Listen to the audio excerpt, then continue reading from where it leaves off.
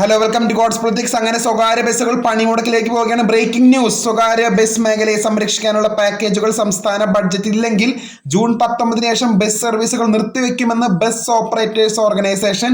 അതുപോലെ തന്നെ സ്വകാര്യ ബസ്സുകൾ സംരക്ഷിക്കണം എന്നും അല്ലെങ്കിൽ സമരം ചെയ്യുമെന്നും ബസ് ഉടമകൾ ജൂൺ 19 മുതൽ അനിശ്ചിതകാലമായി സമരം ചെയ്യുമെന്നാണ് ബസ് ഓപ്പറേറ്റേഴ്സ് അസോസിയേഷൻ അറിയിച്ചിരിക്കുന്നത്. അതുപോലെ തന്നെ KSRTC ഓർഡിനറി ബസ്സുകളിൽ നമുക്കറിയാം സ്ത്രീകൾക്ക് സൗജന്യ യാത്ര പ്രിയദർശിനി, ഞാൻ മുമ്പത്തെ വീഡിയോയിലൊക്കെ പറഞ്ഞ പോലെ തന്നെ പ്രിയദർശിനി സൗജന്യ യാത്രയുമായുള്ള തീരുമാനത്തിൽ പ്രതിഷേധവുമായി സ്വകാര്യ ബസ് ഉടമകൾ വന്നിരിക്കുകയാണ്. ബഡ്ജറ്റിൽ ഉൾപ്പെടെ തങ്ങൾക്ക് അനുകൂലമായ തീരുമാനമുണ്ടായില്ലെങ്കിൽ സർവീസ് നിർത്തിവെക്കുമെന്നാണ്, സമരം ചെയ്യുമെന്നാണ് ബസ് ഓപ്പറേറ്റേഴ്സ് അസോസിയേഷൻ പറയുന്നത്.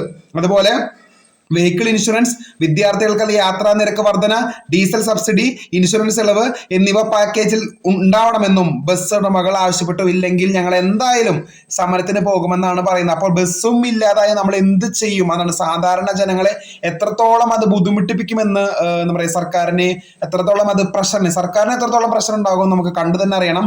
ഇനി ഇത് നടപ്പിലാക്കാതിരുന്നാലോ പ്രതിപക്ഷ പാർട്ടികളുടെ പ്രഷറും അതുപോലെ തന്നെ ജനങ്ങളുടെ ആ ഒരു വിശ്വാസമില്ലായ്മയും എല്ലാം തന്നെ നമുക്ക് കാണാനായിട്ട് സാധിക്കും. അപ്പോൾ ഇതാണ് അപ്ഡേറ്റ്സ്. കൂടുതൽ അപ്ഡേറ്റ്സിനെ ചാനൽ ഇഷ്ടപ്പെടുന്നെങ്കിൽ സബ്സ്ക്രൈബ് ചെയ്യുക. Thank you.